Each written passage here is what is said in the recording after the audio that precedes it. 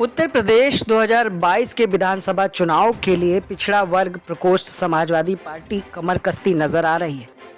प्रदेश अध्यक्ष राजपाल कश्यप लगातार अपने काफिले को बढ़ाने की कोशिश कर रहे हैं और पिछड़ों को लेकर कई तरह की यात्राएं भी कर रहे हैं।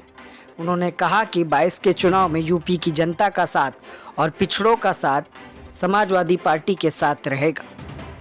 इस विषय को लेकर हंगामा टाइम्स न्यूज़ ने खास बातचीत की 2000 विधानसभा चुनाव के लिए, जहां उन्होंने बताया कि आखिर किन मुद्दों को लेकर वो जनता के बीच जाएंगे और आखिर क्यों यूपी की जनता देगी उनका साथ। हंगामा टाइम्स न्यूज़ आपको दिखा रहा है कि किस तरह से एमएलसी हरदोई राजपाल कश्यप पिछड़ों को लेकर कर रहे हैं बड़ी घोषणाएं। क्या सपा सरकार बनने के बाद पूरी होंगी पिछड़ों की बड़ी समस्याएं। Hungama times news Lucknow bureau report. Uttar Pradesh में 2022 के चुनाव के लिए समाजवादी पार्टी ने अपनी कमर कस ली है।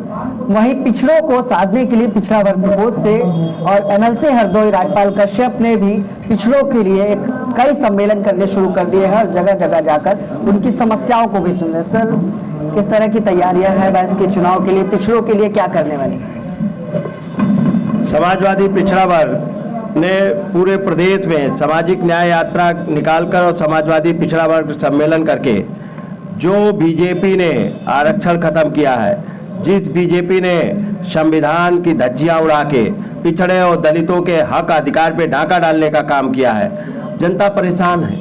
और पिछड़े वर्ग के सम्मेलनों में जिस तरीके से भीड़ उमड़ रही है और पिछड़े वर्ग के जो विभिन्न जाति धर्मों के लोग आ रहे हैं पिछड़े वर्ग में सम्मेलनों में और पार्टी के कार्यक्रम में, इससे हम पूरे विश्वास और भरोसे के साथ में कह सकते हैं कि समाजवादी पार्टी की सरकार माननीय अखिलेश यादव जी के नेतृत्व में 2022 में पूर्ण और प्रचंड बहुमत के साथ में बनने जा रही है। इसको कोई रोक नहीं पाएगा। सर क्या कहना चाहेंगे? पिछली बार सरकार रही सपा की, पिछड़ों के लिए भी कई वादे किए गए। जो कश्यप समाज के लोग हैं, 17 जो जातियां हैं, उनको एससी में शामिल करने के लिए एक सूची जारी की गई। अखिलेश यादव ने इस पर काम भी किया, लेकिन वो रुक गए। क्या कहना चाहिए?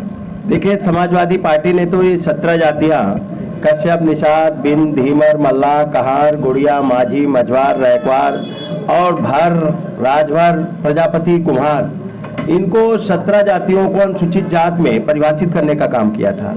लेकिन बीजेपी सरकार ने आते ही रोकने का काम किया, न्यायालय में रुकवाने का काम किया और इवन इनके महापुरुषों के नाम पे छुट्टी की थी, महर्षि कश्यप, महाराजा निषाद राज की, वो भी छुट्टी भी कैंसिल करने का काम योगी सरकार ने किया है। और मछुआ आवास दिया था माननीय अखिलेश यादव जी ने लोहिया आवास की तरह, उसको भी घटा के उन्होंने 1,20,000 कर दिया। 3,05,000 मिलता था, 1,20,000 कर दिया। तो ये लगातार इस समुदाय को अपमानित करने का काम कर रहे हैं। इस अपमान का बदला हमारा समाज 2022 में लेगा और बीजेपी की जमानत जब्त कराने का काम करेगा। और जिस तरीके से बीजेपी जब सत्ता में नहीं थी तो उत्तर प्रदेश में बोलती थी कि कलेक्टर एक जात के सब है, कप्तान एक जात के सब है। अब मैं पूरे उत्तर प्रदेश में खोजता घूम रहा हूँ, कहाँ कश्यप का बेटा कलेक्टर है, कहाँ निषाद का बेटा कलेक्टर है, कहाँ चौरसिया का बेटा कलेक्टर है, कहाँ बिंद का बेटा कलेक्टर है, कहाँ पाल का बेटा कलेक्टर है, कहाँ लोधी का बेटा कलेक्टर है, कहाँ मौर्य और कुशवाहा और सैनी का बेटा कलेक्टर है, कहाँ विश्वकर्मा का बेटा कलेक्टर है, न राजभर का है, न प्रजापति का है, न कुम्हार का है। ये कहाँ कलेक्टर है? कोई नहीं है। न कलेक्टर है, न कोतवाल है, न कप्तान है, न कुलपति है, कहीं कुछ तो नहीं है। तो ये केवल भ्रम फैलाया गया।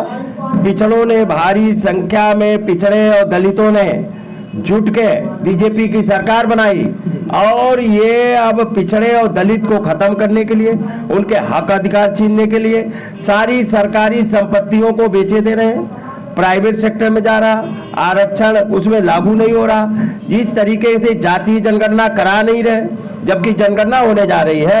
अब माननीय अखिलेश यादव जी लगातार मांग कर रहे हैं कि जातीय जनगणना हो और आबादी के हिसाब से सबको हक अधिकार दे दिया जाए, जातियों को आपस में लड़ाया जाए, लेकिन जातीय जनगणना नहीं करा रहे। बीजेपी ने हलफनामा दे दिया सुप्रीम कोर्ट में कि पिछड़ों की जनगणना कराना कठिन काम है, तो पिछड़े भी कह रहे हैं कि बीजेपी को वोट दे पाना कठिन काम है। इस बार बीजेपी को हैसियत बताने का काम करेंगे।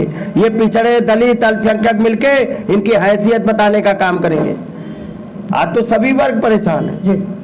तो क्या लगता है, आज पेट्रोल डीजल के बढ़ते दामों पर एक समीक्षा बैठक भी योगी सरकार ने ली, कुछ गिरावट आ सकती है पेट्रोल डीजल के दामों में, क्या कहना चाहिए? ये आपकी जेब पे डकैती डालेंगे, आपके घर में लूटपाट करेंगे, करोड़ों रुपए लूटेंगे और फिर 2-4 पैसे वापस कर देंगे, उसको ये एहसान बताएंगे।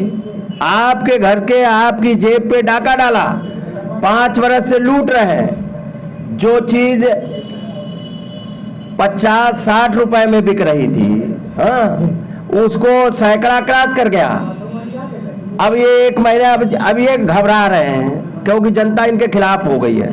अब जनता इनके झांसे में आने वाली नहीं है, अब ये कुछ भी कर ले और ये केवल डकैती डाल के आपके घर में डकैती डालेंगे और 5 लाख आपके घर से डकैती में लूटेंगे और कहेंगे 500 रुपए तुम्हें वापस कर रहे हैं और ये दिखाएंगे कि एहसान कर रहे हैं। तो ये डकैत है, डकैत।